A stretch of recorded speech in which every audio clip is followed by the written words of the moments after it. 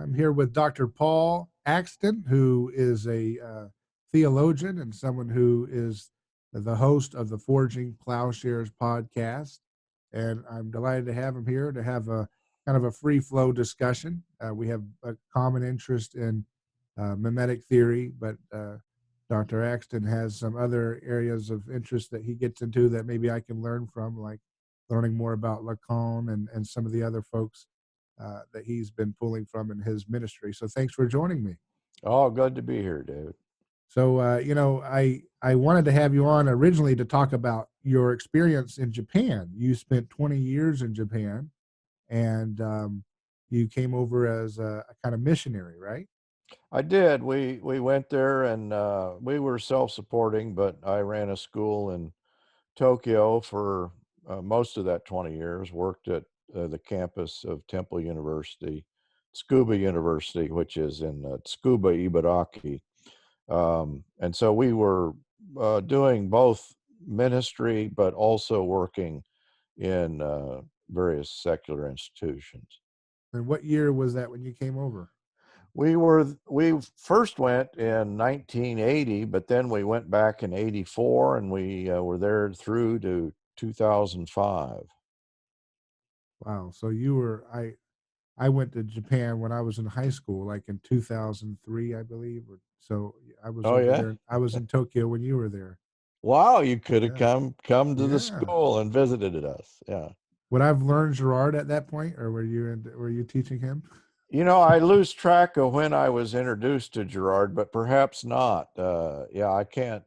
We were doing, I was already working with psychoanalytic theory and various things. In fact, the campus there in Tokyo, we had several foreign students that were coming. I had actually missionaries in Japan were part of the student body that were coming to come to understand the place that, the Japanese culture. So that was my focus. I can't remember if I was doing anything with Gerard at that point. And you mentioned that you quickly discovered that the kind of way you were explaining Christianity to the Japanese folks did not really resonate, right? Didn't really sink in. It makes no sense, and and probably that's a blessed thing that it makes no sense. But just the idea, first of all, of the notion of sin is problematic. There is no word really corresponding to our concept. They have the idea of crime. And once you get into this, the difference in the West and the East between shame and guilt, I think we tend almost automatically to read Christianity, to read the scriptures through the lens of concepts of guilt, as if that is the primary thing about, our problem and the primary thing about the solution. I think that is already a misreading. That's a misunderstanding, a profound misunderstanding. First of all, Jews are not, that's not their function. That's not what they're working with. I begin to read scripture with the idea that it's not guilt that's the primary issue, it's shame.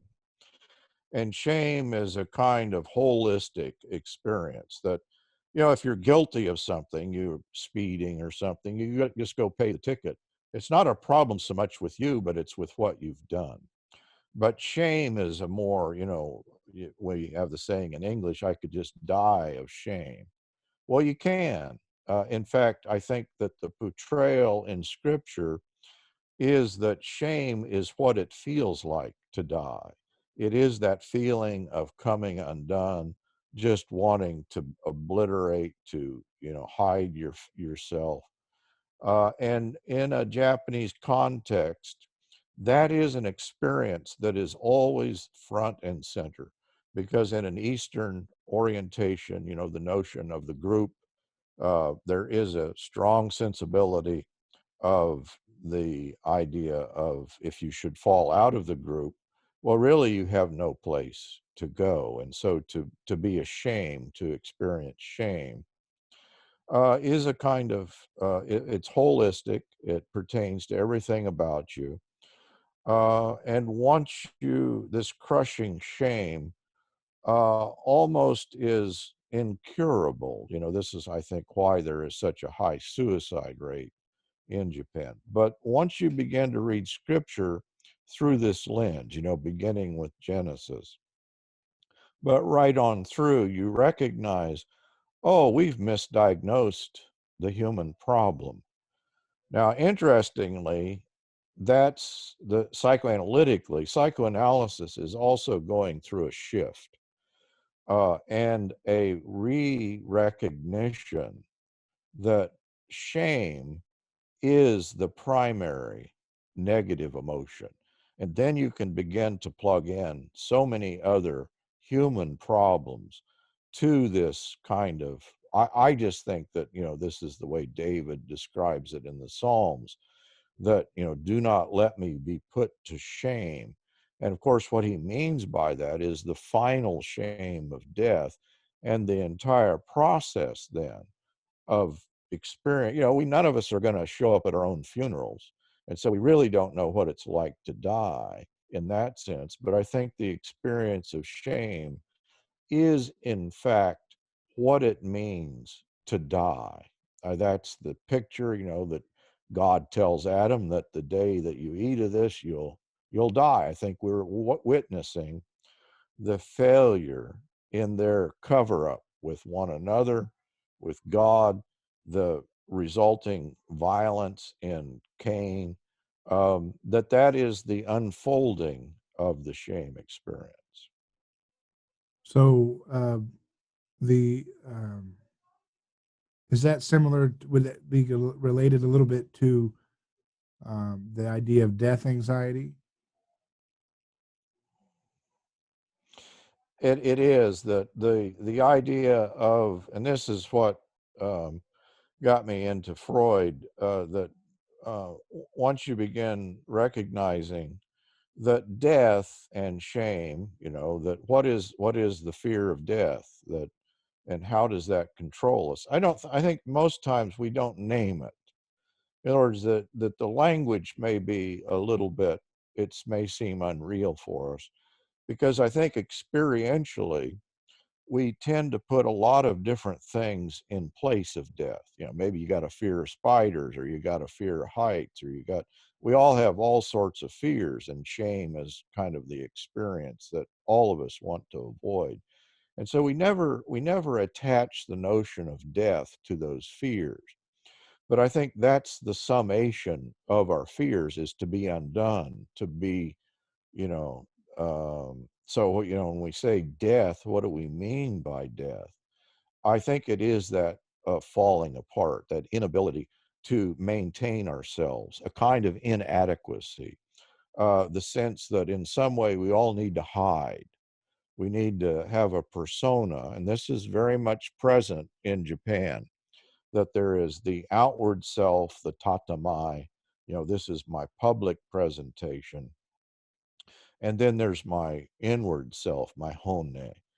But I never tell anybody upon pain of death about my secret self, my hone, because that is the core of who and what I am. And so there is, the whole society is built upon this idea.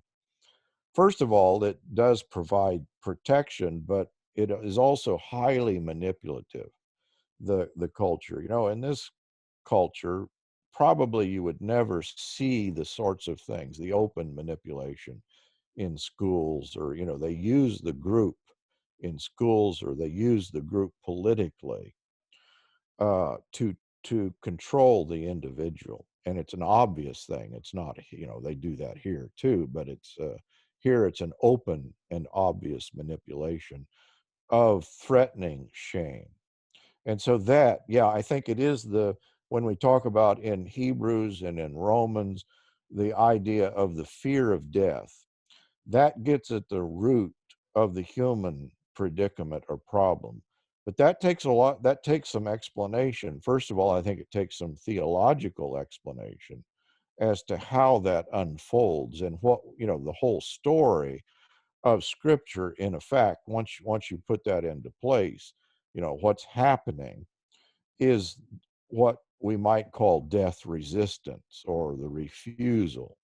And of course, to refuse it is to, in some way, be dominated by that reality. That becomes the controlling reality of the human predicament.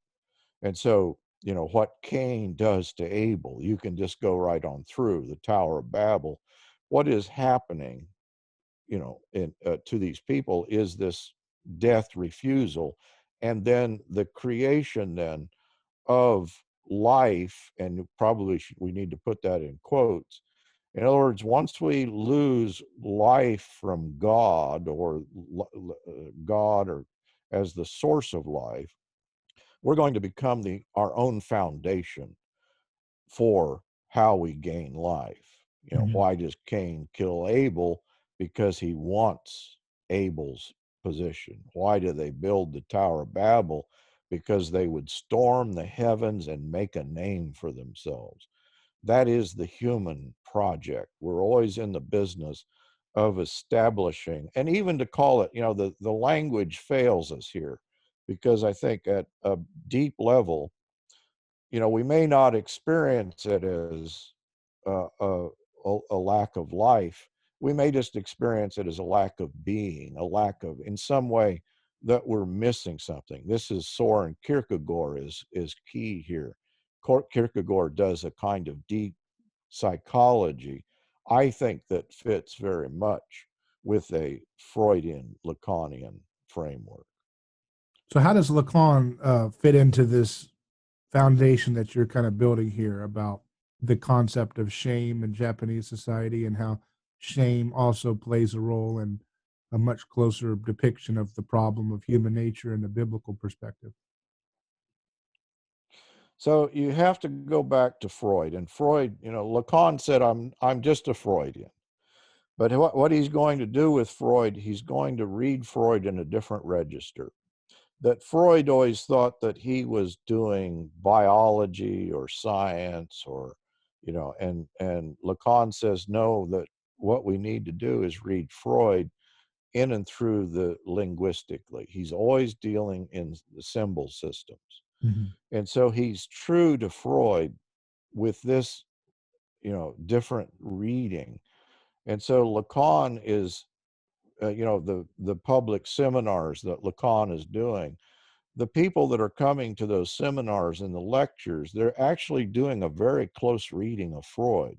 The seminars are very hard to understand if you don't if you're not plugged into what the texts that they're using.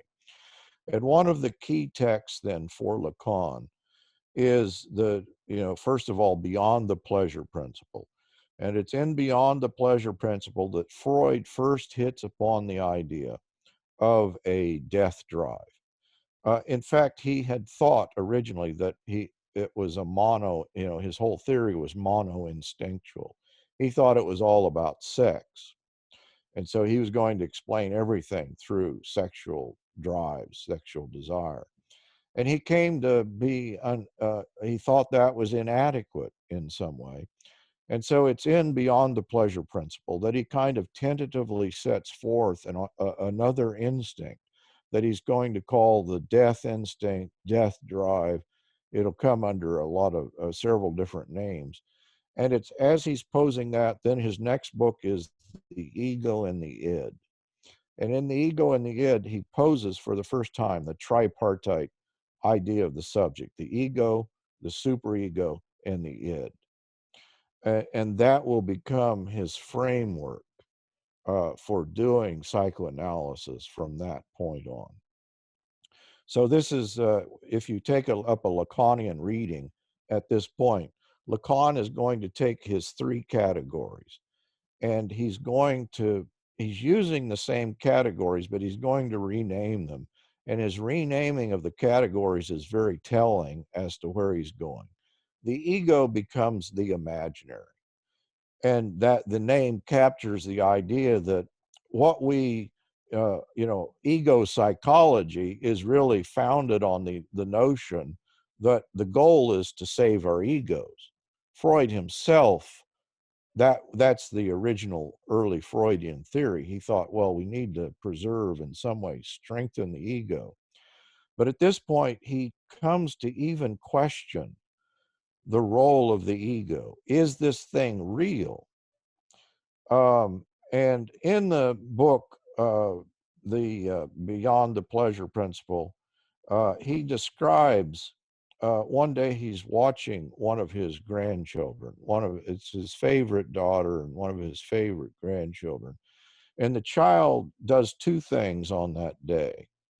He's playing with a spool, you know, and he had begun playing with this spool when his mother left. And whenever his mother would leave, the child would just start crying uncontrollably. But on this day, he didn't. He just found this spool and he began to throw it up into his crib. He was sitting outside of the crib, and it was a spool on a string. And he'd throw it up, and in German, it was not even good German, but for the first time he begins to talk. And he says in fort or gone, it's gone. And then he'd pull the string and the spool would pop out of the crib, appear again, and he would say, da, it's here. This is the game that is his entry point into language. I don't know if it's the same day, but in a footnote, and Lacan notices this footnote, the child also begins, there's a hallway mirror in which he is playing the same game with his own image. He looks in the mirror and says, Fort, there I am. And then he squats down, he disappears and says, da, I'm gone. And this then is Freud's point of that Lacan is going to take up. And so what is it that the ego is in a game? It's the image that he sees in the mirror. Thus, the mirror stage becomes very important in Lacanian theory. And the way that he identifies that image, you know, the difference between an animal and human capacity for language, is he now has the capacity to see that image in the mirror, and he realizes he connects it to himself. Mm-hmm. But not, in other words, the point is, yeah, but it's still the image. That's why Freud is calling it the imaginary, because the symbol system of language comes into play, and also the visual system. In other words, it's not him, it's this combination that he's going to mistake. It's a misrecognition of the self. So this is Freud's ego. And so the ego is going to be the problem, not the solution. The ego is the basis of human anxiety and the human predicament. Now, really, Lacan is never, you know, as I'm describing this and I'm describing this construct, Lacan never really breaks out of the idea that this is a construct. This is why Zizek, you know, when you're reading Zizek, he's going to talk about this primordial lie. But you can't mistake him here. He doesn't mean that we have an alternative to the lie. No, the lie is the thing. We need the lie, and the truth inheres. In other words, we have humanity, we have our personality only in and through this misrecognition. So that's the ego. And then there is the thing that Freud called the superego. The superego, of course, is that punishing part for Freud of the kind of, you know, the thing. People may misunderstand the superego because Freud never thought of the superego as pertaining to morality. The superego is a punishing thing that is going to drive you into a kind of in fact, you know, it is death drive. You remember, as I'm describing these three categories, he's describing what I think is the basis for the human violence, wars. You know, why do we Why are we so invested in violence? And so this Freud begins to, that's why he's going to call it the death drive. And Lacan is going to call it the real. In other words, this is the controlling reality. So he's going to name the superego the symbolic. This is a huge move because the symbolic order itself becomes the way that we organize all things. If, you know, we were having the conversation about the powers right before we began. And this is, I think, in a Freudian or a Lacanian theory, the powers work in and through the symbol system. They have control of us in and through this meaning system. This is Lacan. Remember that this is the center of the death drive. This is where death is, you know, this is where it takes up its hold upon us. And the id then, in a Lacanian theory, is the real. It is the force, this force. And so I've described these three parts of Freud that Lacan is renaming in terms of linguistic structures. In other words, the imaginary is this symbol, the seeing the self in the mirror. It's really a projection of the symbolic system. The symbolic order is the second part of this, and the whole thing, the real in Freud was the unconscious. In other words, we don't have access to this. And so the way that they're both talking about this, and this is the primary focus of my work, is they're both going to refer to a primordial lie, a primordial deception, a misrecognition. And if once you plug this in, that what we actually have is a kind of ordering of the self along the way that a lie functions. I mean, quite literally, what does a lie do? In a lie, there is the object of the lie, the ego. In other words, here's the object of our desire.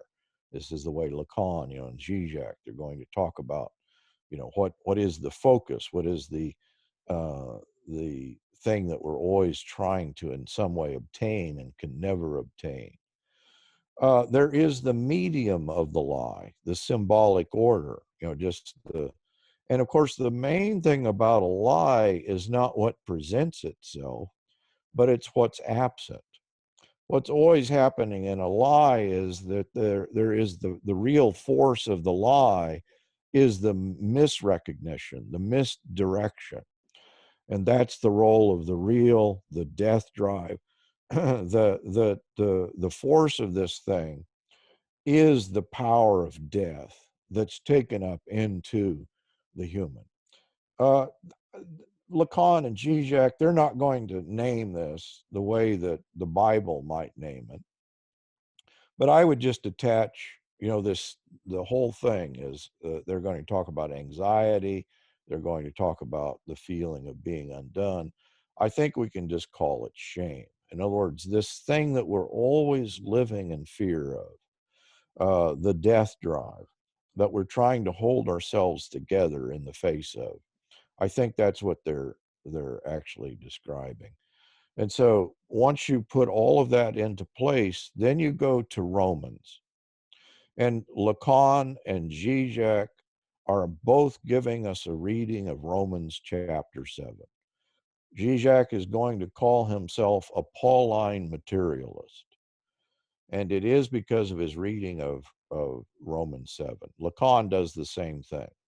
Neither one of them work out in detail why they think this.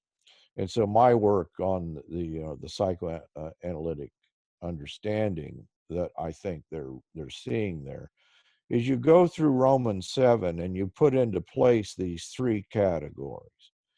That what is the symbolic order for Paul? Well, that's obvious. That's the law. The law is for Paul. That is, he doesn't just mean the Mosaic law. He doesn't mean a particular manifestation of the law of the Gentiles. For Paul, he's describing our orientation to the law as the human problem. This is what Lacan and Zizek are both seeing. What is the ego, you don't even have to translate, because Paul's using that word. In Greek, I is just the word ego. And so it is the law in relationship to the I. And then where is the sin? Well, this is the whole construct of Romans 7. Romans 7:7, that, he's describing, I did not know what it was to sin until the law said, thou shalt not covet, thou shalt not desire. I did not know what desire was. And so the force of the law comes into effect in this first command. And then Paul says, and the sin deceived me in regard to the law. And then you read the rest of Romans 7. Oh, it's just an outworking, and this is what Zizek finds. This is what Lacan finds. This is why Zizek calls himself a Pauline materialist, because here's the whole structure of Lacanian theory. And really, when you get into the history of who Lacan is and where he's coming from, and you get into the history of who Freud is and where he's coming from, and Zizek recognizes this. This is not a discovery of psychoanalysis. Psychoanalysis is a rediscovery of what Paul is doing in Romans and elsewhere.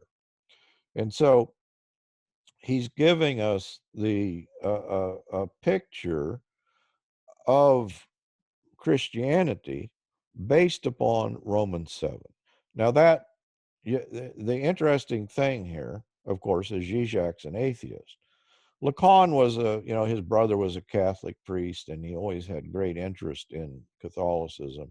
And in fact, when he first proposed this theory, he writes to the Pope and asks that they would incorporate his understanding. And of course, nobody's going to do that, but Lacan was sort of an egomaniac. But he just thought his discovery was so great that the church should recognize what he's done. And he sees himself, he really is seeing himself, even though, I think Lacan was probably an atheist too, but not as solid an atheist as Zizek. But they're both seeing God as the problem, and that takes some explanation as to why. Well, simply it is that God, understood as the symbolic order, the superego, the death drive. In other words, that's the great failure. If you don't understand Romans 7 in its relationship to 6 and 8, you've just missed Christianity. And so very often what we get, and it's an easy test to do, how do you read Romans 7? And a good portion of Christianity is going to read that as if that is the normal Christian life, as if the I there is a Christian I, is that's as good as it gets. Well, that's Zizek's point. Zizek is calling himself a Pauline materialist because he sees the whole thing contained in Romans 7. But of course, he also recognizes that if this is the case, and I agree with him, up to, in as far as his reading of Romans 7, you need to get rid of the symbolic order of Romans 7, or it's killing you. It's going to turn you into, you're split against yourself. I do what I do not want to do, and what I want to do, I cannot do. And so there is this agonistic struggle that Paul calls the body of death. Literally, I'm pitted in a fight to the death. And this is the origins, I believe, of neurosis. This is the great discovery of Freud. He's saying, I missed it. I missed the human problem. It's this death drive, and that we're in this fight with ourselves, and neurosis, the compulsion to repeat. Interrupt me anytime here. No, it's the big other. The idea of the big other is with that, right? The Yeah, death yeah, of the the big big other on other. the cross, right? That's this. That's the whole complex Yes, the referring big to. yeah, the big other is the symbolic order. In other words, the idea is that God, in some way, this is Calvinism. Calvinism is a perfect neurotic example, because it takes Romans 7, like Zizek would read it and say that's the end of it. And it would see the big other. Everything's controlled, everything is ordered, everything is determined. You have no control. There is no free will. There is only the compulsions and drives, and that is determined. And of course, psychoanalysis thinks you can, in a Lacanian psychoanalytic theory, they do believe that you can manipulate that, but you can't really escape it. In other words, the whole point of Lacan's 15-minute sessions is that he's trying to help people understand. Why do you go to a psychoanalyst? Well, you think the psychoanalyst has the answers because he is playing the role of the big other. Why do you turn to religion? Why do you could just go on through. And so what Lacanian theory is attempting to do is dispossess people of this notion, oh, the psychoanalyst is going to tell me the meaning of my disease, of my problem. That is your problem. You think there's meaning in your sickness. Mhm. That is the drive of the compulsion to repeat. That's kind of what Jesus gets into with the blind man and who why is he blind, right? He's getting into that. There's no meaning except for, I guess, well, he does say to glorify God, right? Is that John 8 that the blind man? Yeah. That once you see this, once this, it's everywhere. It's not just Paul, it's just everywhere that this is what Jesus is doing. That Jesus is not in some way instantiating our misorientation to the law. See, this is the great misreading of Christianity. That I think that the new perspective on Paul, many people are coming at this, that we always thought, oh, the problem is the law. That's not there. That's just not there in the New Testament. This is Douglas Campbell. I think his apocalyptic reading of Scripture is quite significant. That no, the problem is not the law, it's our orientation to the law. And it doesn't matter, there at that point, what law we're talking about, because in some way we're all misorientated to, the law of So the heart or the in some sense, Gerard would call that our problem is the modal obstacle, right? that's Girardian theory just fits right into this. It just plugs Mhm. into this because then you understand that what's happening in the whole thing of mimetic desire and the scapegoating mechanism, and then the rereading, what is Christianity about. I think that Girard is getting at this idea. It is to undo, if you talk about it in Lacanian theory or Freudian theory or New Testament theory, that it is to overcome death. Death is the final enemy. And what is death? Death is this orientation that we take up. In other words, death is not just something that happens to us at the end of our life. Death is something that we take up throughout our life. It is an orientation of violence, an orientation in which we would secure ourselves, and we're just continually spreading death where we go. And so, in a Lacanian, this is Freud. Freud's his father's Hebrew, and so once you get this, that Freudian theory is very Hebraic in its reading of reality through a kind of symbolic order. Now, Girard famously breaks with Freud on a lot of this. He doesn't find any place for what we call the unconscious in the Freudian sense, right? He says there's a misrecognition of what we're doing when we scapegoat, but it's not the same kind of entity as an unconscious as Freud would have it, right? And so how do you see these things fitting together? Do you see them as just tackling the same problem with different language toolkits, basically? When you talk about Girard and New Testament scholarship and Lacan and Freud. Yeah, I think that Girard, in other words, for me, Girard is key, but I don't think Girard ever thought of himself. I think some people read Girard as if he is exhaustive. I don't think he thought of himself that way. Not everything, and I'm not in any way underplaying his significance. Mm-hmm. Girard is reading Freud, and he's giving us a rereading of Freud. So Freud is doing the Oedipus complex, and of course, in the Oedipus complex, it is sexual. Girard says, no, that's ridiculous, and I think he's right that a child doesn't that's not sexuality, but it is mimesis. It is the idea that I would be my father. Yeah, he's saying the very idea that the Oedipus complex still exists today is an example of how powerful the scapegoat mechanism still has in shaping our imagination. That we still accuse Oedipus in the very name Oedipus complex. We still attribute the accusations that are not founded in any real evidence. So we'd rather believe that he's a creep and a pervert than to believe that it was all based on a scapegoat lynching. You know what I mean? Right. That you got, in other words, that you got to make both moves. In other words, that in the how do you become the father? Well, you kill the father.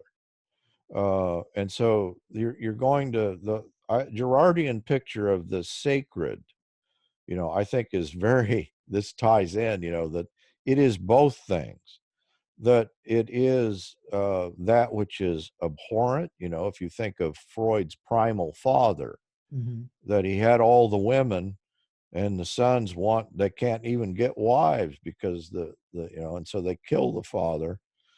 and they and of course Freud, he relates that to a lot of things, but Christianity is attacking there the whole notion of communion.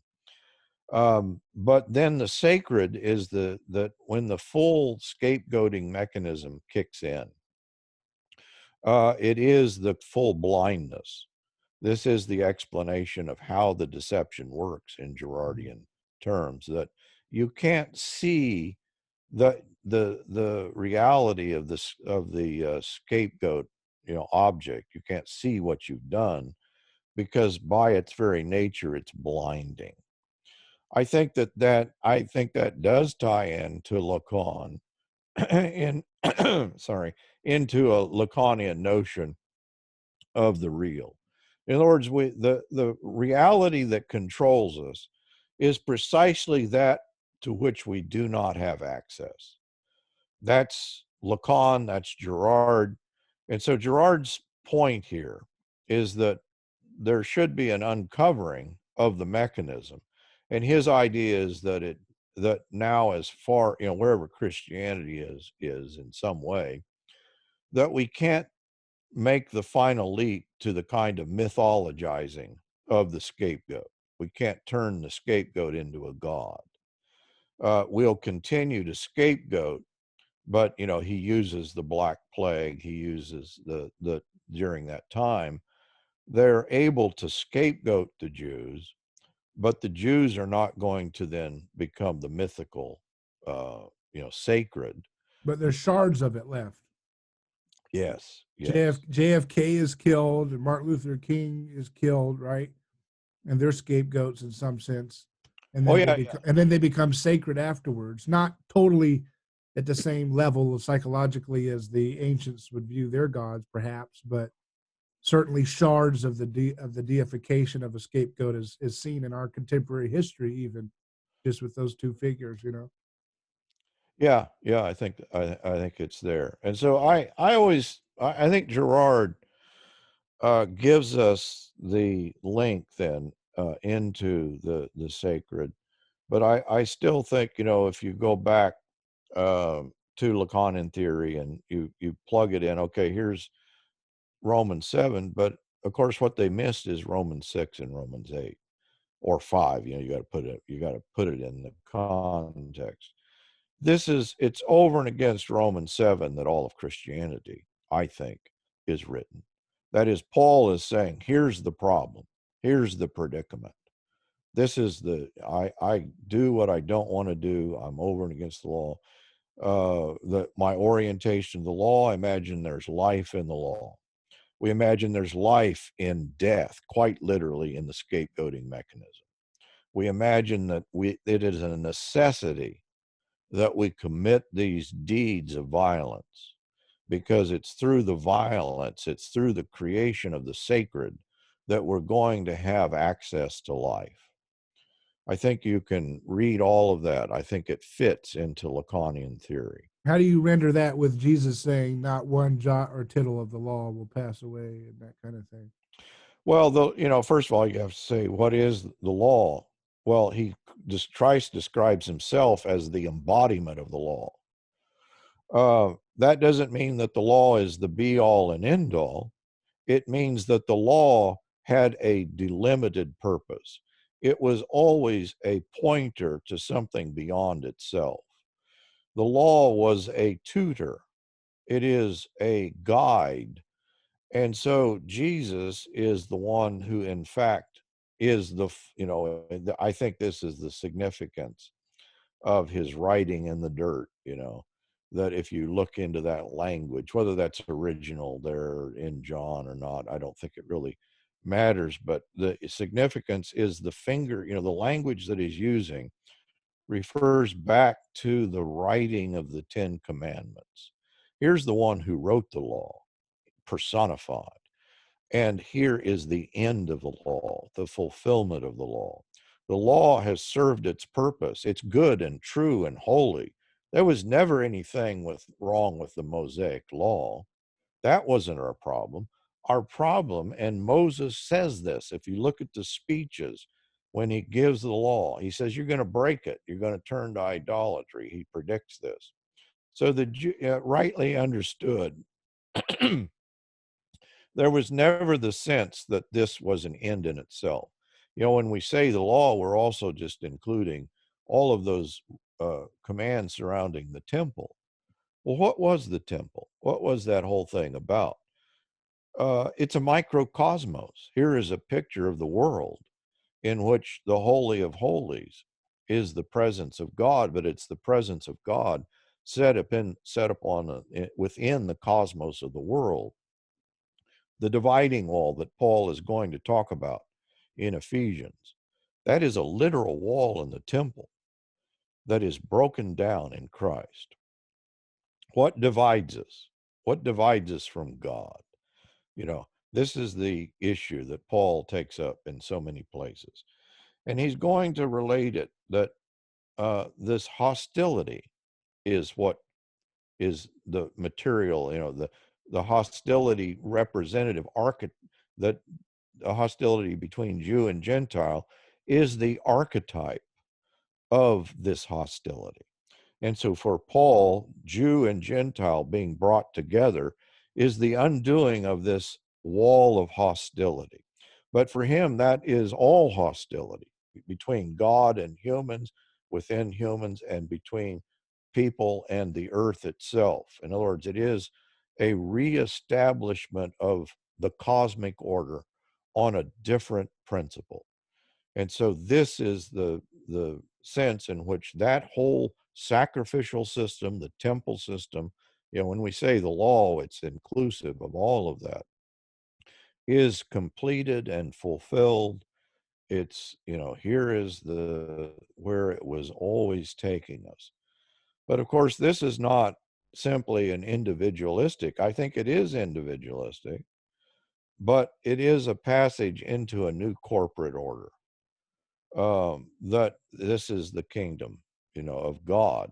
Now, sometimes we lose track of the kingdom, where it is and how it functions. We are going to tend to fall back. This is the significance of Dostoevsky's Brothers Karamazov and the Grand Inquisitor there. He's going to indict the entire church, in a sense, has just become one of the powers that would kill Jesus were he to show up. The Grand Inquisitor says to Christ himself, tomorrow I'm going to burn you at the stake. We need that death. In other words, that's I think the great geniuses of Christianity, Kierkegaard, Dostoevsky, they recognize the failure of the institutional church to be the church. It is just committing the same crime. It is still in this kind of sacrificial mode in which you need violence and death, and not recognizing, no, that was the problem, not the solution. This is, of course, this takes us into atonement theory and the notion of penal substitution, but I think also divine satisfaction. It goes as far back as Anselm, in my understanding, that we're still doing scapegoating in Girardian terms, in those atonement theories, as if the scapegoating mechanism is our salvation. I think that's the significance of Girard. He's reading those passages and recognizing, oh, Christ is not another scapegoat. He's undoing the whole system. So does Jesus, here's a few things. Does Jesus want us to view him, does Jesus want us to use him as a punching bag whenever we want to blame something about what's wrong with the world? Did he intend himself to be that way ongoing in our lives? And also, I've seen Gerard say at some points that the crucifixion of Christ in some sense is a kind of way of saying, God is saying, I'm sorry for taking so long to come down and you know, um, to connect with in a visual, tangible way what you've been going through in some sense. You know, do you see that I think I'll take the that's burden onto me and I'll accept the blame? You know, I think that's a grand misreading. And you see this brings us back to Japanese. Both of those ideas. Well, let me run down with, do you know who Shusaku Endo is? There is the film that's just come out about silence. Okay, yeah. And in the Yeah. film, here is the grand example of the way that this can function. And that is that in silence, you know, one of the main characters is an apostate priest. And there's a key scene in the novel, and it's there in the movie also, that the Japanese equivalent of they're coming around to the various villages and trying to root out the Christians. There's so much wrong with Shusaku Endo's portrayal of this historically, but let's just go with it for the moment. And so they bring around what is called a fumie, and it's either an image of Christ or it's an image of the Virgin Mary. And Shusaku Endo is a good Catholic, but I'm afraid he's the Catholic that may, in fact, be a kind of misunderstanding of this whole thing. And so, in the key scene in the novel and in the movie, the Inquisitor brings the object, and he says, you know, you have to renounce Christ and step on the face of Christ. And of course, at that moment, the priest is torn. He doesn't know. But then the object, the image, Christ himself begins to speak to him. And he says to him, step on me, step on me. This is why I came into the world, to be trodden on by man. And so he steps on the image of Christ. He renounces Christ. What Shusako Endo is presenting there is what Takeo Doi, who is the kind of in Nihonjin Ron, he is a Japanese psychoanalyst, and he is, if you had to pick one person in Japan who tells Japanese who they are and what they are, it would be Takeo Doi. And Doi is saying, you know, that the primary aspect to Japanese personality is what is called amai. Amai is just the word for dependence. You know, if you think here of, Schleiermacher in Western terms. But the idea of dependence in Japan is a dependence upon mother. but who is mother? Mother here is, it could be your mother, but ultimately it's Mother Earth. It's, that this idea that we can be indulged by our mother. This is my whole discovery of what I'm describing here, because it's the combination. When I encountered Endo, I saw his reading of Freud. This led me to, this is what Zizek, in other words, in a Japanese psychoanalytic understanding, they're reading Freud upside down. They're saying, the amai, the indulgence, is what Freud is going to call the nirvana principle. The nirvana principle is the fusion of the pleasure principle and death drive. That is, you turn yourself over to this power, this drive. You're dependent upon it. Amai, in Doy's explanation, is nirvana. And what he means by that is precisely what Freud meant. It is to turn yourself over to the power of death. It is to indulge death. It is to take up death. Amai, Doy believes, wrongly, that this is unique to Japan. Of course, what he's describing is a universal experience of death drive, but he is privileging death. He's privileging death in a kind of unaware sense, that he's glorifying it, as Freud says Buddhism does. You kind of passively, meld into the one. And of course, Zizek just finds this abhorrent. This is why Zizek, I think, is so anti-Buddhist, because this is this is a reading of Christianity that you can get, and you do get in Shusaku Endo, that, this is the meaning, this is the sense that Christ came into the world to be trodden on by men. No, Christ came into the world to expose the lie of death as the ruling principle. You don't need to give yourself over. When in the trial of Jesus, Caiaphas says, one man must die that the nation should be saved. That's not the truth. That's the lie that Christ is going to undo.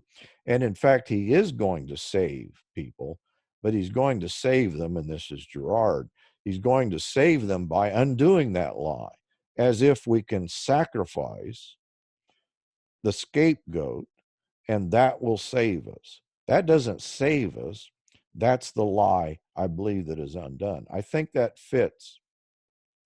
That goes beyond Lacanian theory in a sense, but it certainly takes us out of a notion of glorifying death. So, what would the Christian ending be of silence with that properly understood? Well, the truth is better than Shusaku Endo's picture, and that is that what Endo is doing, he's taking a modern Japanese sensibility and he's projecting it back into Tokugawa Japan. So you got to start with the reality. What actually happened in Tokugawa? Well, what actually happened is you have the most rapidly Christianizing country in all of Asia. C.H. Boxer calls Japan, it was the Christian century when Xavier and others came in, that you have a huge percentage of the populace that is converting to Christianity. I would put up, the martyrs. I've never, you could put up the number of martyrs in Japan of the Tokugawa period, I think, against any period within Rome. That I think there are more martyrs. And of course, we don't know quite how to count. But C.H. Boxer says there were probably at least 10,000 Christian martyrs in Japan that are slain, not because they stepped on Christ, not because they gave into the powers, but in fact because they refused. And so you have 26 martyrs in Nagasaki that are crucified. They quite literally take the model of Christ of taking up their cross, and they die the way that Christ died. And so I think the answer, as as unfortunate as some of us might, the answer is not to give in to the powers. The answer is not to trod upon Christ. The answer is not that Christ, we can continue to sacrifice him. The answer is that we resist the powers. The answer is that we have the power of resurrection, and that undoes the fear of death. But And we isn't can, but isn't the moral dilemma and silence that, it's like, if you don't trample on Christ, I'm going to torture your friends and kill everybody, so doesn't that present a conundrum there? uh, oh, there's all sorts of conundrums in silence. Uh, and again, I've only seen the movie, so I'm just trying to remember. I think, isn't that the issue though, that it's not just trample on Christ and we won't kill you. It's also we won't torture those people that you're supposed to love as your neighbor. So right, faced with the and choice of loving your neighbor and sparing them, is it not the Christian thing to trample on an object? Or right. would you still say no, it wouldn't be? There's a historical element to silence, and that is that there was a priest who was an apostate priest who became the primary inquisitor. So as they're torturing these people, he would argue Christianity with them. And of course, what Endo is presenting, I think, is not the truth. And that is that in Endo's depiction, again, he's going to call Japan a mud swamp. And what he means by that is, in this mud swamp of Japan, Christianity cannot take root. People are always going to go with preservation of the group. They're always going to go with a kind of preservation of this sensibility. But I think what he's actually doing is reading modern Japan, because there is no, you have to get into the history of Japan. There is no Japanese people in Tokugawa. There's the Satsuma clan, there's the Choshu clan. The idea of a nation state, of a united people, or of a united sensibility, that is a modern development that comes after the Meiji Restoration. The Meiji Restoration is it's a great place to read ideology, because you can literally go and see how they're putting into place what we think of and what Endo thinks of as Japan. Endo imagines that this Japanese sensibility existed in Tokugawa. But what you're going to get in a close reading of Japanese history, is that in the Meiji Restoration, they're literally creating an ideology. They say that. They're saying, let's create a religion, and they're going to call it Shinto. Of course, there's the Shinto religion, but that's the folk religion that has always been there. But they're going to call it state Shinto. And then they begin to, they lay out the doctrine of state Shinto and what it's going to include. And of course, it's tied into the emperor. This is why it's called Meiji Restoration. They're restoring the emperor to the center of their state. And the model here, talk about mimesis. The Japanese are trying to reduplicate Great Britain. They quite literally say, well, the British have the king and he's the head of the religion. Let's set up the emperor as the head of state, head of the religion. And then, they establish shrines, and then they establish the protocols of this religion. And this is most, unless you get into the work of this, you don't understand that what is called Shinto prior to this, it was a diverse, and there was no homogeneity to that, but they're going to create a homogeneous religion. And they literally began to send out evangelists for the new religion, state representatives, in which they're going to unify the Japanese people. In other words, this is the point at which Japan is going to become a singular nation state. There is no unified government before this. This is the story of the whole picture of the Satsuma clan, and who is it? Saigo Tokumori, who is the great martyr of Japan. If you had to pick a literal object of a sacred object, it would be Saigo. Saigo then is going to unify Japan, but then he breaks it apart and he commits suicide. And so what you're getting is that and this is what I'm afraid that Shusaku Endo doesn't recognize, this notion of a corporate identity that is called Japanese, that is put into place with the Meiji Restoration, is completely absent in the period of the Tokugawas.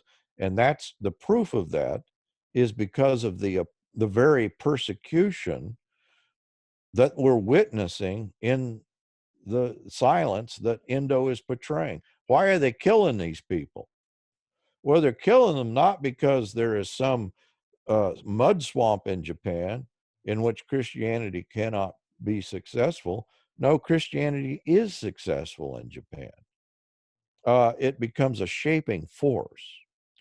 And it's one of the instances in history in which they literally they wipe out these people, they drive them underground, and there becomes the hidden Christians. They go underground. Mainly, the key part of it is at Nagasaki, but the Kakure Christians will exist for some 200 years underground. That history is much more interesting than, I think, the dilemma that we're given in silence. So in the in that moment with the Japanese Christians, do the current modern Japanese Christians, how many are in there? 10 million in Japan? I don't know. Is it 10 million that say they're Christian? 1% of the population professes to be Christian. Is that right? Yeah, it's less than 1%. So Yeah. how much of that is a continuation of that era of Christianity versus the Western, missionary Christian projects that happened, Yeah, this is the great modern Christian poses the question. And I think his question is a very modern question. And that is, who do I love more, Japan or Jesus? In other words, to be Japanese for Uchimura Kanzo, who establishes a native Japanese Christian, he came and he studied at Amherst University, and he came to despise what he saw as Western Christianity. But the Kakure, or the Mu Kyokai, the non-church movement, which is the only native, not the only, but it's the key native church movement.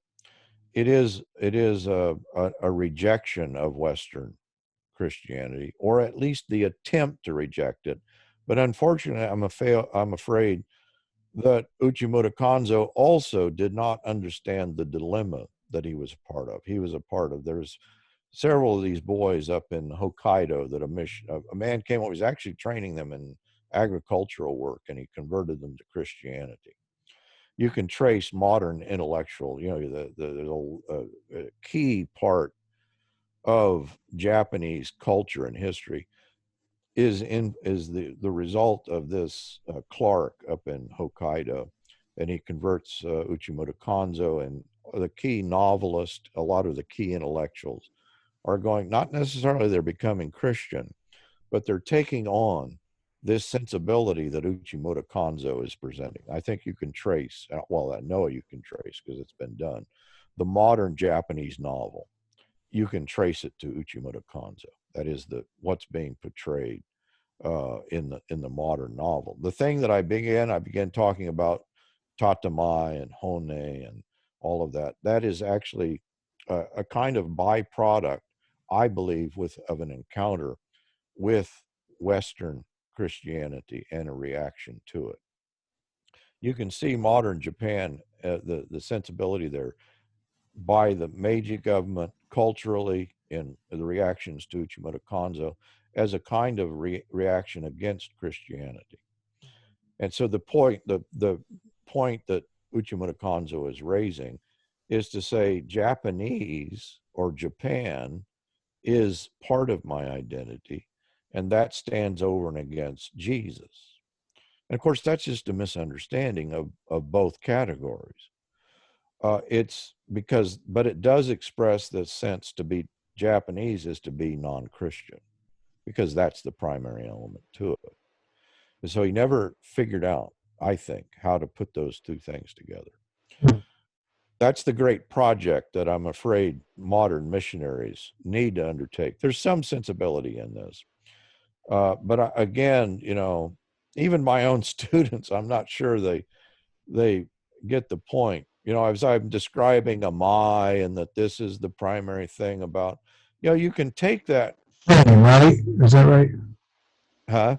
Shame. That's what that means. For some reason, you're breaking up at this point. Amai means dependence. Okay. And what was the word for shame? The deep shame? There's a lot of words for it. I don't think there would be a single word in Japanese. In fact, there may not be it's almost hazakashi doesn't quite get it, but they don't have a word for scapegoat, do they? Right. Oh, that's a good question. I don't know, but that is the way the whole society structure is functioning. That's what I've heard someone say, and this may be unfair from your perspective, having been there for 20 years, that Japan is a great example of a highly functioning scapegoat hiding, highly functioning paganized society. It's one of the best examples of not paganized, but having not had, it's an example of a high functioning society that has not had the scapegoat mechanism broken.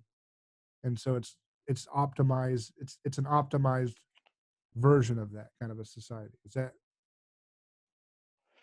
Yeah, I think that's pretty accurate. That I taught in, one of the places I taught was in a high school and elementary school. And the way that they organized the children in this particular school was they organized them by the 7-village system. This was the system they used throughout Japan. In other words, it's a self-policing kind of system. And in these groups, which is based on an actual governmental usage in early Japan, the members of the class are responsible for one another. And so if there is a breaking of the rules, or there is something that goes wrong, the group and the group leader, in some way, they're responsible. What will inevitably happen in any group of Japanese children, and I think they're just representative of the society, is they will turn on one of the members of the group. There will always, in every class, and it's just a terrible thing to see, because these children they will turn on an individual. And sometimes you can see why. It's the typical scapegoat. It's Gerard's depiction. Sometimes, okay, the kid's a little strange, or he's different, or he has a handicap, but sometimes you can't see it. But they'll just turn on an individual. What do? They'll physically abuse them. They'll pick on them. And so that individual becomes the source of all their problems. And so there's a very high suicide rate among junior high students in Japan. And I think it's precisely this phenomenon, that you cannot bear that weight. You can't live with it. So it's now this, it's tricky to say this in a way, but so they're high functioning, even though they're highly still paganized and scapegoat driven, but they're high functioning precisely because, in some sense, in terms of technological progress, because of their imitation of the Christian West, right? And the subjugation of the Christian, after World War II and so forth, with the rebuilding of Japan in the image of the, the Judeo-Christian haunted West is going to infect and lift up technologically, accelerate the Japanese society, even though they're functioning in a scapegoat-driven way, right? So they're getting the leapfrog of what Girard would say. We created a scientific method because we stopped burning witches, right? We didn't stop burning witches because we discovered a scientific method. It's because we stopped burning witches that we were able to create the scientific method, right? And so we get that, and we leapfrog with some technological developments. And I know this is not a black or white issue, but we leapfrog technologically in some directions, and then we subjugate Japan. We bomb Nagasaki, where the Christians were, right? Yeah. Hey, Dave, can I make a call real quick? Sure. I'm happy to continue, but Yeah, sure. let me.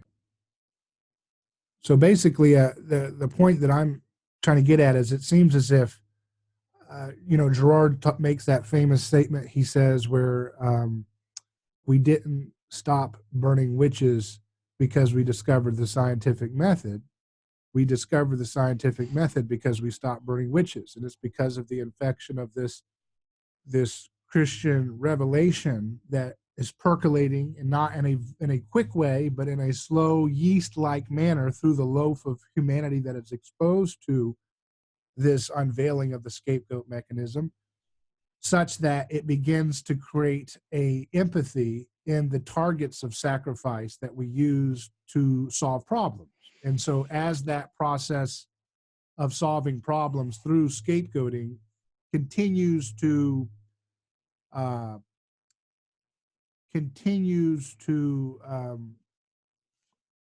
be mucked up by empathy, we start to look for alternatives, and that's where we start coming up with scientific advancements.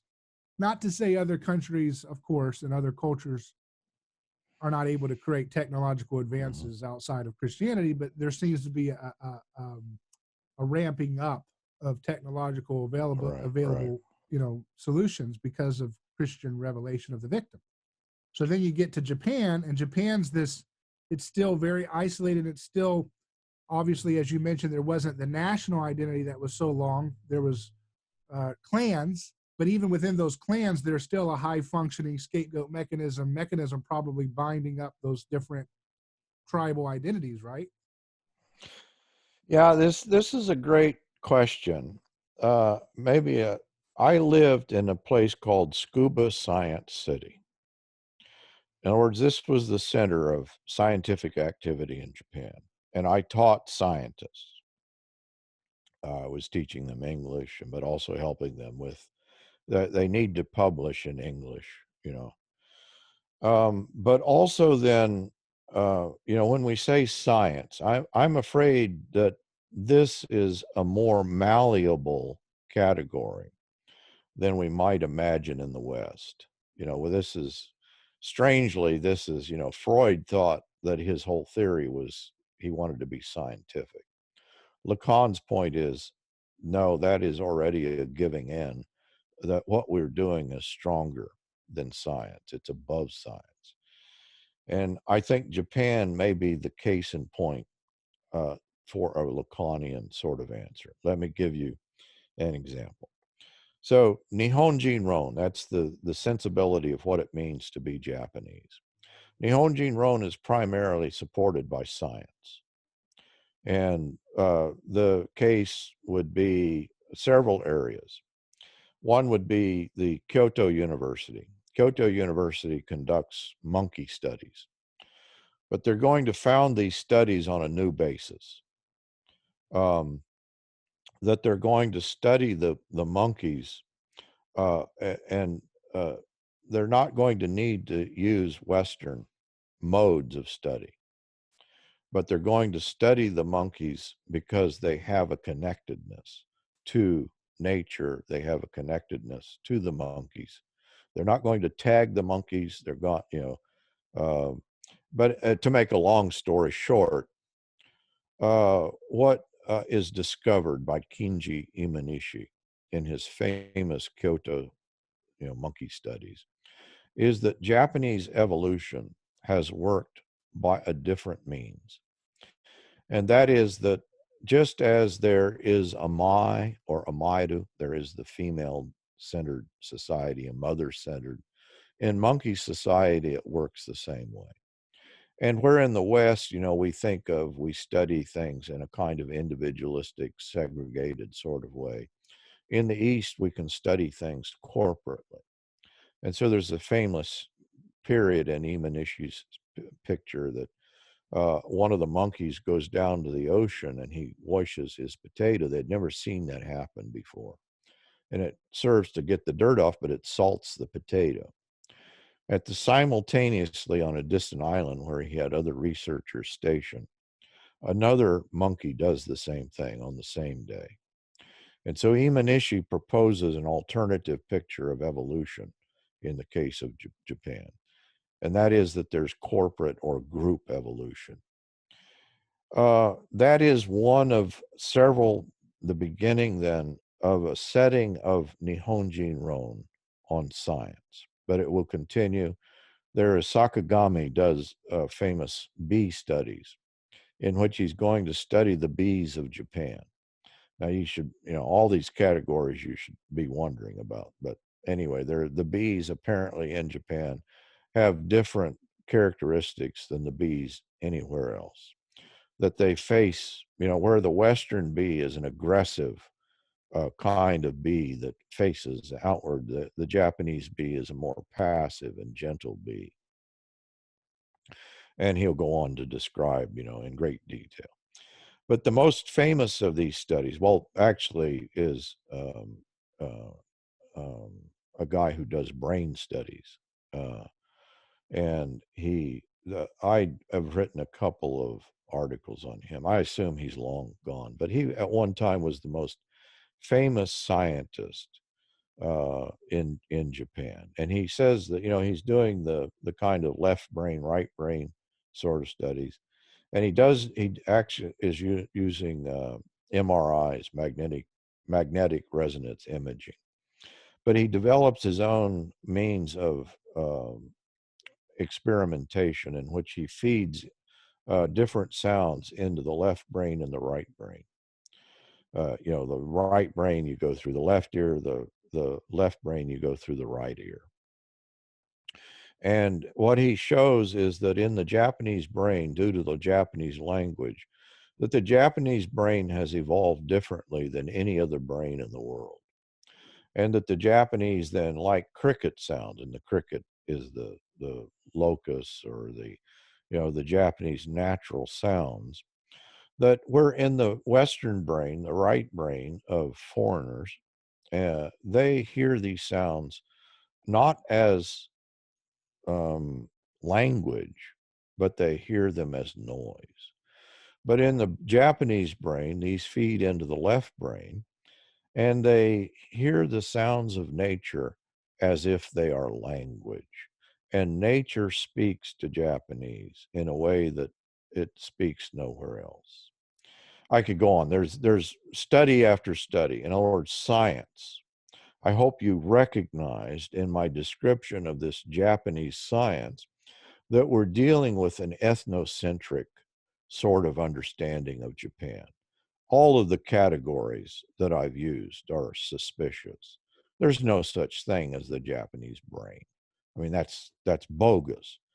It's even questionable, when he talks about the Japanese language as causing the development of an alternative brain. Now, these guys are Imanishi is at Kyoto University. But this comes into mainstream science. One of the studies that was done pertained to the Japanese intestinal system. That apparently the Japanese have a long intestine. And this long intestine then, it digests food like the deer and the antelope, the gentle and the peaceful animals. But it appears that the Western intestine is a shorter intestine, like lions and tigers, the violent animals. Now, all of this, this just gets filtered through the culture, and one of the famous examples that a guy that he's at Harvard University, actually the Japanese trade minister in the, I can't remember, it was the 1980s. He used this excuse. The Americans were trying to get them to import more beef. And he says, well, you've got to understand that we can't really eat as much beef as you Westerners because we have longer intestines. And so we're a gramnivorous people. So the trade minister actually is going to use, by the way, they're going to do the same thing with ski equipment and baseball equipment. They're going to say Japanese snow is different than any other snow in the world. And we can't really use the Western ski equipment. We do play a baseball here, but you understand that Japanese baseball is it's a different game. And so we can't import American sports equipment because of the unique way we play the game. In other words, this ethnocentricity is a strong force. One of the guys, he's actually a Christian man. He's a kind of he came to Harvard University. Somebody at Harvard University asked him about, the trade minister had just said these things. And he said, is this true that Japanese have, a longer intestine? And the Japanese is telling the story himself. He said he laid out the whole thing. Yes, that, people in Japan have evolved differently, that their bodies are different. And he's telling the story with great embarrassment because when he went back to Japan, he says he asked some researchers, and they said, "Oh, that's just not true." That I could leave the story there, but actually, as I was teaching in scuba, I had a medical doctor in the class, and he was a specialist on the intestine. I gave the article that this Japanese man had written about his embarrassment, but the medical doctor said, "Well, wait a minute. The Japanese intestine is longer." My point with this is not to say, oh, where does the ethnocentricity end and begin? My point is you can't get at it. You can't trace it. That it is I think we often think that science is free of these categories, Right. these symbolic categories. It's not. Yeah. Yeah. But my point is just simply that um, Japan technologically, is very advanced in a lot of people's imagination. And I think they inherited that advanced technology through imitation of America rather than through, uh, you know what I mean? Imitating America Right, in the right. shame, right? They have a tremendous amount of shame attached to that death experience in a massive scale symbolically with the dropping of the bomb and the firebombing of Tokyo and so forth. That they is that a kind of traumatic, that's a kind of collective traumatic um, um, displacement, right? Of their pride into a, how do I put that into a Lacanian sense? I'm trying to think of the way to use that. Well, the Japanese nationalism is very strong. Mm. That is what orders people's lives, and that's that I've been gone from Japan now for about 15 years, so it's changing. And by the way, where it was rapidly changing was in the place where I was living in Tsukuba, which was one of the most sophisticated. There are more PhDs and scientists in Tsukuba, I think, than any other place per capita in anywhere in the world. So it was a highly sophisticated group of people that were very cosmopolitan. um, but still, there was this things like the left brain, right brain, the notion of Japanese language being unique. I was running into that in church. You just run into it everywhere. It's just people believe that stuff, that we Japanese are unique. We Japanese, so there is this there is this strong nationalistic sensibility that sort of overrides everything. but in no way is an indictment of Japanese science or scientists. I don't mean that. Um, but yeah, it is that the role of, from the founding of, the gun is simply the Japanese on Yeah, the what I was Tokugawa. trying to get at specifically was, if Gerard's correct that it's the loosening of the believability and the scapegoat mechanism to solve problems that opens up the occasion for radical technological progress, how can Japan have experienced the radical progress and technological development that it has? And I was saying that they basically got there by mimetically imitating the American conquerors and the Western powers that had subjugated their people. Yeah, no, I think Right. that, That's all I'm saying is just yeah, it is how is it that a scapegoat? How is it that a society? Because it's like I look at it like a test subject. Okay, how is it that a society can still so efficiently scapegoat such that people they don't even have to scapegoat people directly, that people scapegoat themselves out of society in shame through suicide or whatever, right? They do yeah. it themselves. It's such a highly efficient scapegoat machine that you don't even have to even, directly engage the individual that's targeted, right? They'll take care of it themselves. And yet they're able to have so much progress because in my imagination, I think of a scapegoat mechanism society as a rather static society that can't go forward, that can't go into a linear direction. Yeah, no, there's no more highly advanced society now. That of course is kind of crashed in since I left with the tsunami and the nuclear power plants, the radiation, and so the Japan has gone into a slump. But no, I'd put Japanese scientists up, and but you've described it rightly. There is actually one of the books written on Japan describes it as the mirroring of the West, because the whole structure of the society is a mirror image. So the strange phenomena in Japan is that, we often talk about it in a kind of exotic terms, that here is the most strange and foreign place in the world. But what it is the mirror image in so many ways. That it is that the state, the very identity of Meiji and modern Japan, is an imitation. Well, literally, when modern Japan was created, that the Constitution is written by Douglas MacArthur. But yeah, no, I think you're right that here are a people who can some way effectively, they have effectively ordered their society, modeling it after the powers. In other words, what is the point of modeling? It is to ward off. It is to keep out.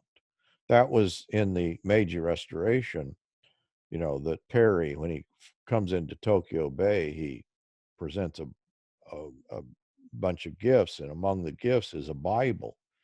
And they say, well, we will take everything, but we're not going to take anything if you insist we take this Bible. And so you can see that they're going to put all of these things into place to ward off. And specifically what they're warding off, it's not Western technology, it's not Western political systems, but it's Western Christianity as they think of it. And so the whole thing is geared to absorb and to ward off. That's what today they're doing, you're saying? Yes, I think that is in place. That Because Western Christianity will destroy the efficiency of their society as they have it, right? yeah, it is, and it can't hold together. Now, Because Christianity again, it's a fragile system if you expose it to the victim concern of Christianity, right? They're, in other words, they're not making movies about the Anu people right now in their top, what I mean, their top cinema. say I the you The Anu, the indigenous people of yes, Japan, the Ainu, they're yes, not making movies about them in their top cinema right now. yeah, no, They're not they're talking about Japanese fragility and Japanese supremacy, and you know what I mean, as a negative thing. They're No, not doing that in Japan, right? you're always going to see movies that in some way are going to glorify. In other words, the same thing that's happened here. That there is, first of all, you have to posit a history, a false history. You kind of get that in the movie The Last Samurai. You know, that's the sort of the way that Japanese themselves, that there's this kind of glorification of, and a kind of, you're taking of elements and you're mixing elements in the same way that Shusaku Endo does. That there is this positing. You know, we do this in every country does this. You posit a kind of utopian past, and you're always longing for a Right. return. But there's no such thing That's a pagan conception of history, right? The golden age. Yes. Whereas Yeah. with Jesus, with the miracle in Cana, he presents the best is yet to come, which is that linear perspective of history that we're going to go to somewhere better than we started. And the exposing of the reality. I mean, this is what we're facing here with the racism. But you understand there is in racism. It sounds strange if you're not familiar with Japan, but of course there is an untouchable class in Japan, the Burakumin. They're the people that are the outcasts. They have their own villages. The main work of detective agencies is to make sure that no one is, Buraku people will try to pass themselves off as regular Japanese. They'll change their name because the Buraku village is all those families, they're traceable by their names. And so these do are they have a different ethnic feature set, or they don't? No, you can't look at them and tell the difference. And that's, they're more, they're more insidious because of that. And so that's why you need detectives to trace the family lineage. And so these are the invisible people in Japan. How many of those are those? How many are there of those? I don't know what the percentage. Yeah. It's a significant. I mean, I've never. Are they more in the southern regions, or are they all dispersed around? I think they're dispersed, but yeah. And they're not allowed to hold positions of esteem. They can't be the CEO of Mitsubishi. No. Yeah, if you're they're in a sense, the outcasts in India are better off than the outcasts in Japan, because the outcasts in India are not invisible.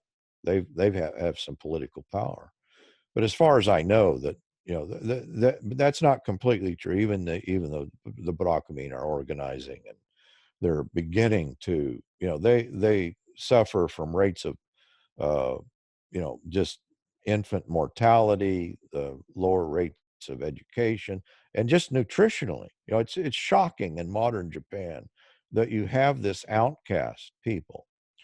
And so Japanese it is the most very class conscious. A foreigner coming to Japan, and actually I was surprised that even Japanese students that I would have in the university, they had never heard of the Buraku. They don't know about them. It's hidden, it's covered up. And of course, that's the kind of invisible force that orders all of, that's what we've done with Black people. That the prejudice, the racism, the violence enacted against Black people. For many white people, that's just now coming to the surface, like that. Oh, they weren't aware that these things have happened. But in a culture like Japan, it remains invisible. Because there's the lack of Christian aesthetic and ethic underpinning their way of looking at society. I think so. I think that, and you say Japan has been greatly impacted by Christianity. And so that would be an interesting study in itself, even though it's a very small percentage.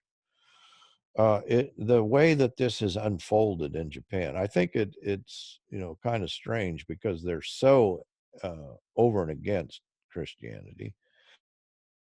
To the sensibility, this is Takeo Doi was a Presbyterian, the guy I'm telling you that created a lot of this sensibility, and you'll see this again and again. I'm always shocked that a lot of the intellectuals in Japan are Christians, and not by Christian, you probably need to put that in air quotes, because in some way their sense of Japaneseness overrides their Christianity. And of course, this is Doi's point about amai, that amai is a stronger force. This is really what Endo is saying, that Japan is actually a stronger force. There is a reification of the category of Japanese, and Christianity, I don't know how they do it, but a lot of these guys, and of course, part of this is that Japan is strange in the people who became Christians. You know, in most cultures or societies, it begins from the bottom up. And that seems to work. In other words, that when the lower classes, it gives them that it becomes a kind of identity. In Japan, one of the things that's going to unfold in the Meiji Restoration is they're going to ban the samurai, the upper classes, or they're literally going to be stripped. And so you get the strange phenomenon in Japan that the upper classes turn to Christianity more than the lower classes. And so the intellectuals that, you know, many of these people that I'm describing, and I would almost make the claim that all of the, you know, there's a Japanese researcher that he's researched the Japanese novel. He claims that every modern novelist arising, you know, in the pre-war period, that they all in some way came into contact. They didn't become Christians, but they came into contact.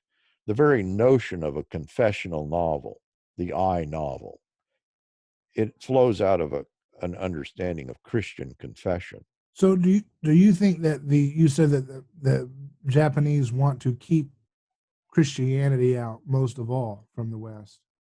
Is that because are they trying to keep it out because they have the bad conceptions of Christianity displayed for them by erroneous representations of Christianity, and that's what they're repulsed by?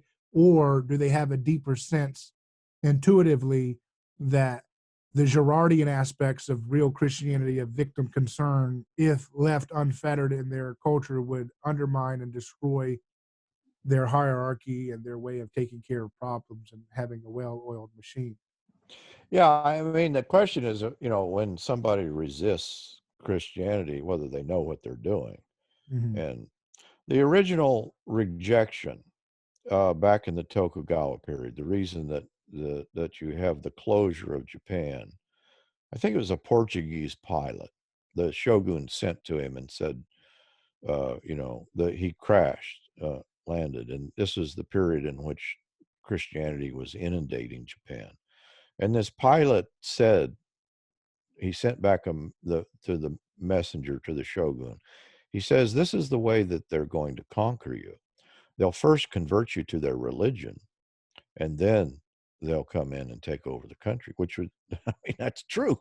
That was the move that, you know, had been done elsewhere. And so he closes the country because he sees Christianity. Already, you understand, you're going to have the Shimabara rebellion, in which you have Christian clans that are fighting the central government.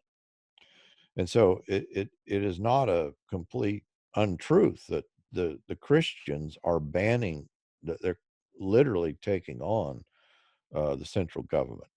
And so there was always this idea that if Jesus is Lord, that's going to be the organizing principle than if the shogun or the emperor is Lord. And the organizing principle, I think, even today in Japan, is the idea, not so much the emperor, but the idea of, represented by the emperor, of Japaneseness. I think that that is the center, and Christianity, I think, still is seen. Now, you know, this could be argued, but this is my understanding of modern Japan. You know, some people. My nephew teaches at Amherst University. He's written extensively on this, and certainly modern Japan it's very dynamic. But my understanding is that it's still this thing that was put into place in Meiji, that it certainly has evolved and changed, but it's still that ideology that is anti-Christian, that is at the core of the political system. You know, what is, are you familiar with Yasukuni Shrine?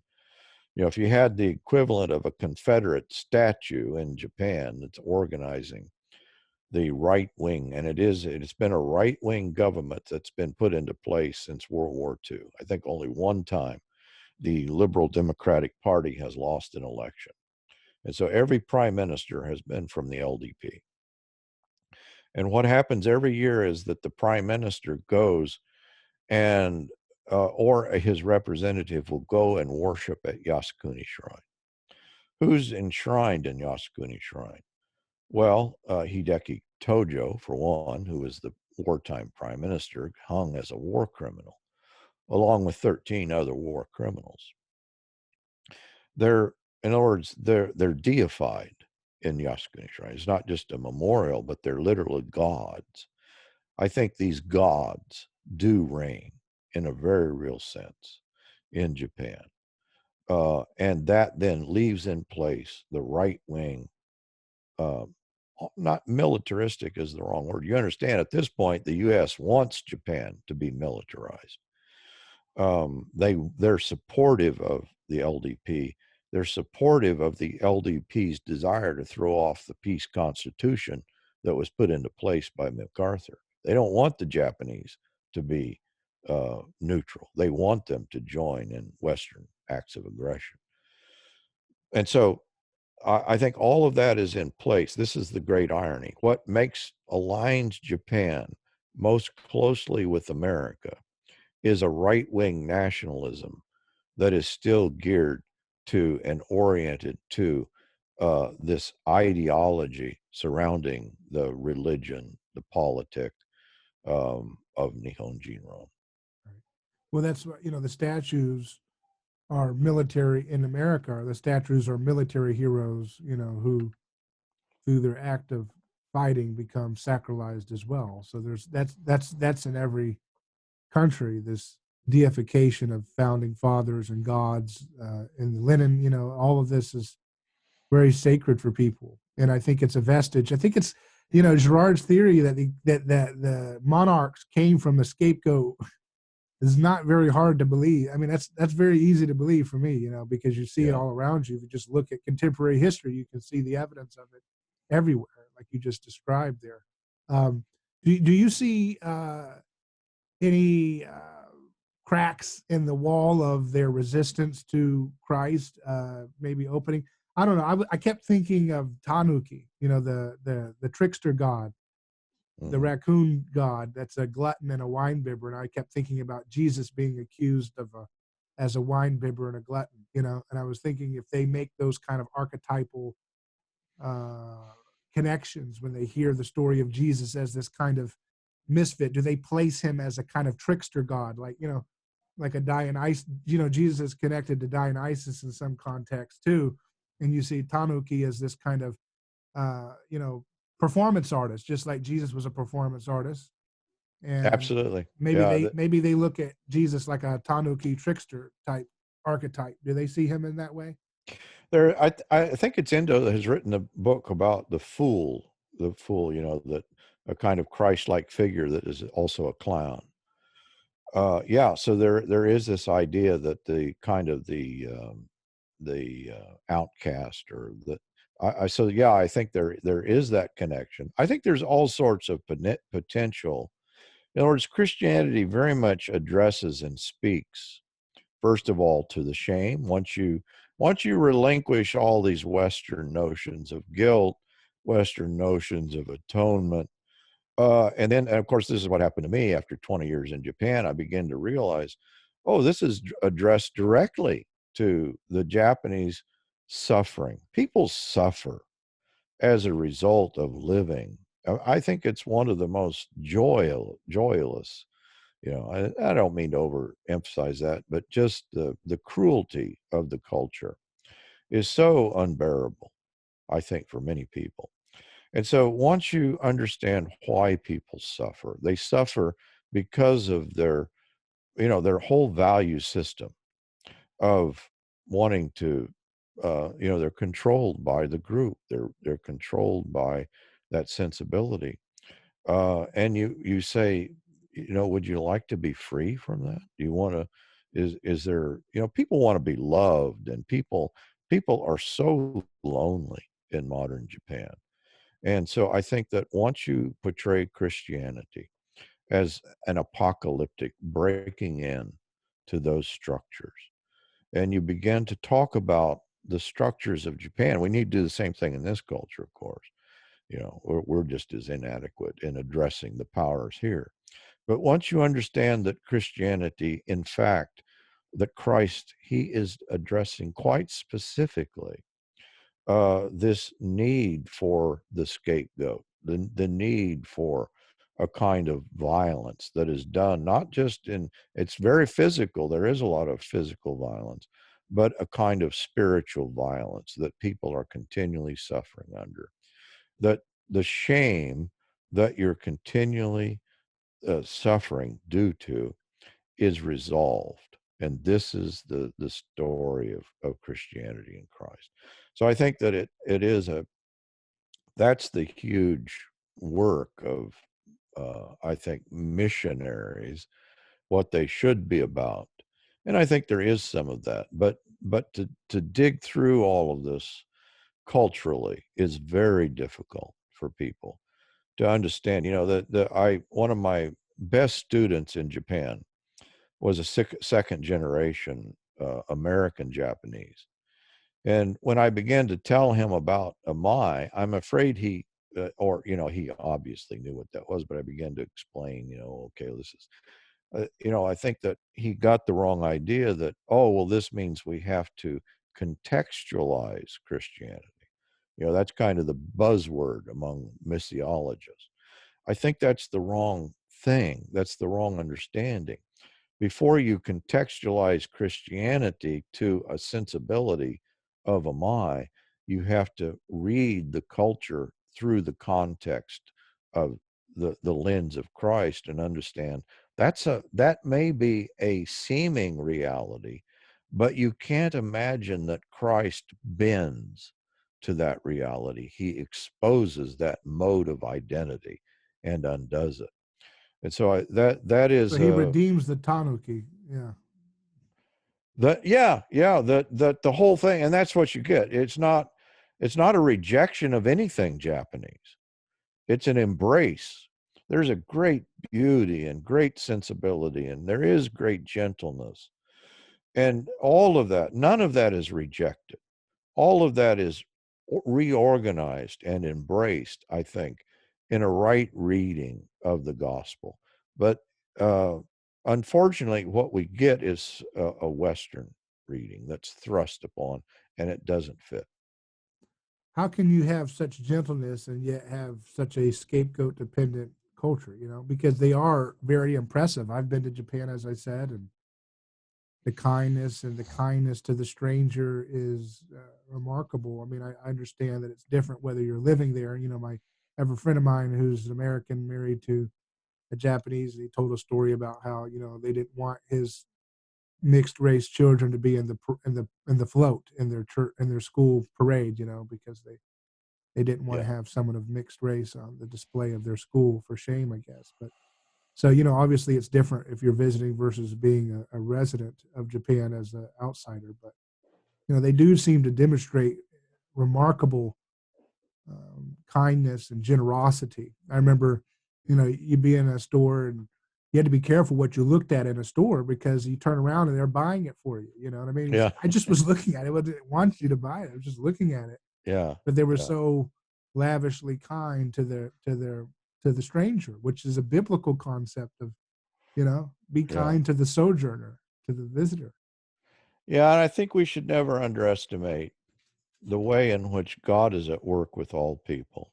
Christ is at work with all people in ways that we don't know.